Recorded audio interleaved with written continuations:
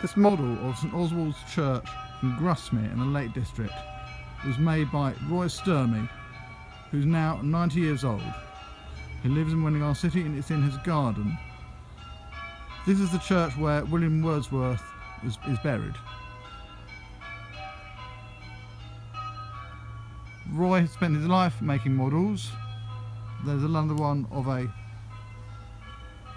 lighthouse. And Roy is in what he calls his museum, which we're just about to go into.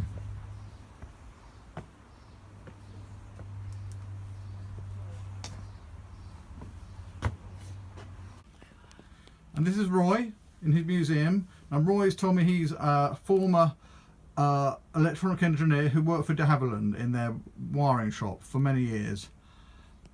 He's been modelling since a very young age, and some of his best models are here.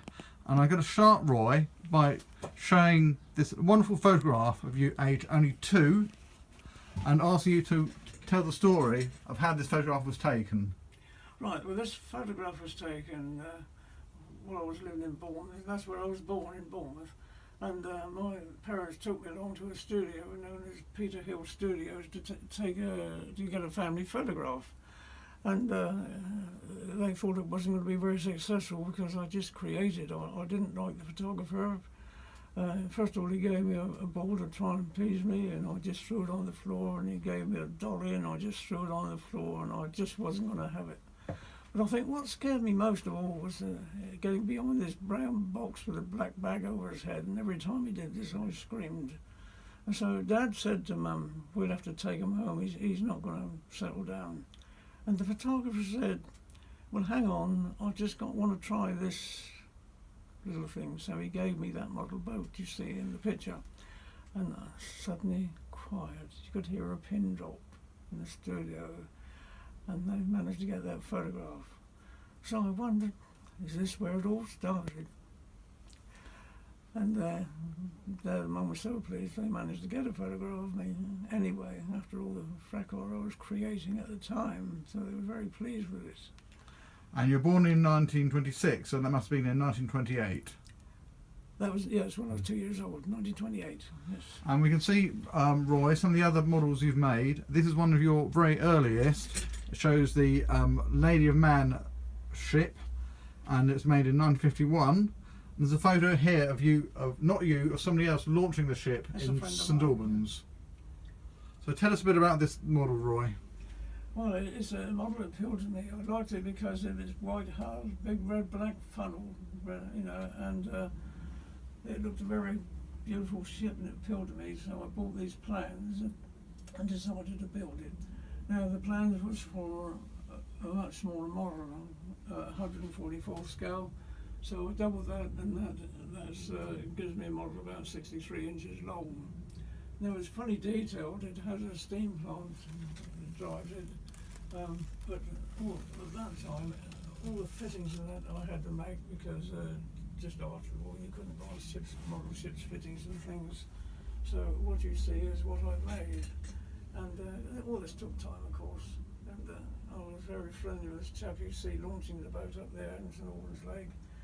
And Cyril, he made the steam plant for me, so we worked together on this boat.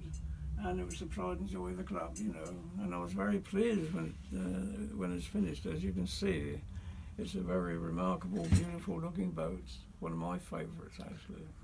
And tell us a bit about this boat here, Roy. Right, now this is Mascots.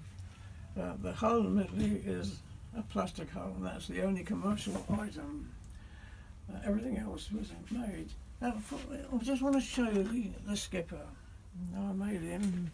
The detail, he almost looks, you could talk to him, you know.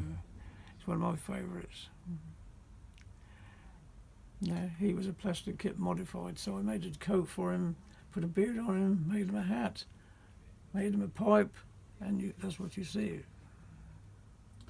And show us how the lights are turned on and off, because that's quite unusual. Right now. For the benefit of my granddaughter, who loved turning the lights on and off, this little dogger here just moved along, and it puts the navigation lights, the staff, the headlights, and there's a light here, this chap's got, and they realised as well. And whenever she came over to visit, she would say, "Grandad, can I get Nelson to put the lights on?" And I said, "Of course you can, dear, you know." So this was done for her benefit. So she used to enjoy putting the lights on. But that's a pretty gimmick. But it's radio controlled. One thing about this boat, I can control the sails. I can go from a port tack to a starboard tack by moving these sails over to the right side. And it's also steerable. It can do everything a full-size boat can do, actually. I'm very pleased with it. And of course, this has won me several prizes at different exhibitions. And we have here some of the cups you've won over the years for your various model making They are indeed, achievements. yes. Yeah, some of my trophies with the accolades, the certificates of award.